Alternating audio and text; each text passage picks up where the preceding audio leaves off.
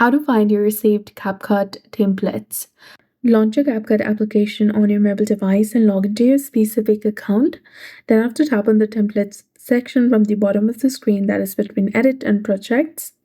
Then after add the template to favorites by clicking on this icon over here, which is between the comments and the three dots in the bottom right corner of the screen.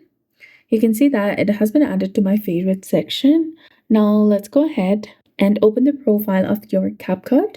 From your profile page, you'll get this section of likes and favorites that is between purchased and view history. Go ahead and select it.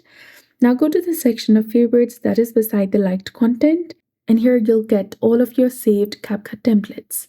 So that's it. I hope you found this video helpful. If you did, please like, share, and subscribe. Thanks for watching. We'll see you again in the next one.